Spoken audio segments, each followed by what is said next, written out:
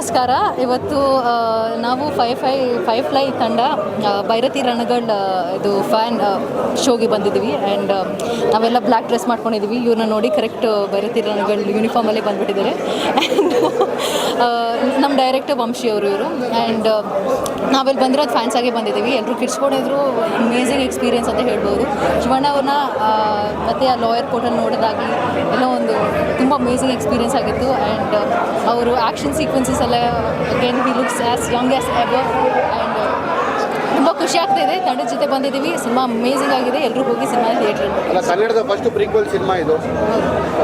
ಯಾವ ಥರ ಇತ್ತು Shivanna action? First half, second half, twists, suspense ಎಲ್ಲ ಚೆನ್ನಾಗಿತ್ತು. ಆ್ಯಂಡ್ ಶಿವಣ್ಣ ಅವರು ಆ್ಯಸ್ ಯೂಶ್ವಲ್ ಮುಂಚೆಗೂ ಇವಾಗೂ ಏನೂ ಡಿಫ್ರೆನ್ಸ್ ಇಲ್ಲ ಅಂತ ಅನಿಸುತ್ತೆ. ಅಷ್ಟೇ ಎನರ್ಜಿಯಲ್ಲಿ ಮಾಡಿದ್ದಾರೆ.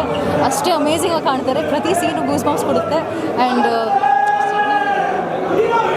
ನಮಸ್ಕಾರ. ಶಿವಣ್ಣ ಬಗ್ಗೆ no comments. Full Bhairathi Ranagal cinema ಬಂದು ಒನ್ ಮ್ಯಾನ್ ಶೋ.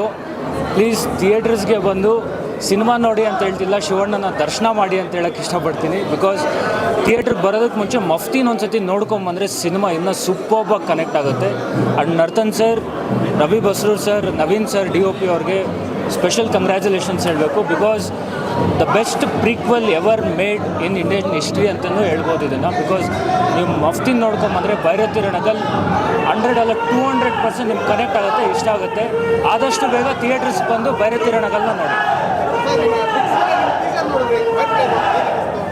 ತುಂಬ ಖುಷಿ ಆಯಿತು. ಅಗೇನ್ ಎಲ್ಲ ಭೈರತಿ ರಣಗಳ್ ಶೋಸಲ್ಲಿ ಫೈರ್ ಫ್ಲೈ ಟೀಸರ್ನ ಅಟ್ಯಾಚ್ ಮಾಡಿದ್ದೀವಿ. ಸೊ ನೋಡಿ, ಅದರಲ್ಲಿ ಒಂದು ಸರ್ಪ್ರೈಸ್ ಇದೆ. ಅದು ನೀವು ಸಿನಿಮಾದಲ್ಲೇ ನೋಡಿ ಎಂಜಾಯ್ ಮಾಡಬೇಕು. ಆ್ಯಂಡ್ ಈ ಅವಕಾಶ ಮಾಡಿಕೊಟ್ಟಿದ್ದಕ್ಕೆ ಶಿವಣ್ಣಗೆ, ಗೀತಾ ಮೇಡಮ್ಗೆ ಹಾಗೂ ನಿವೇದಿತಾ ಮೇಡಮ್ಗೆ so thankful to them. Thank you.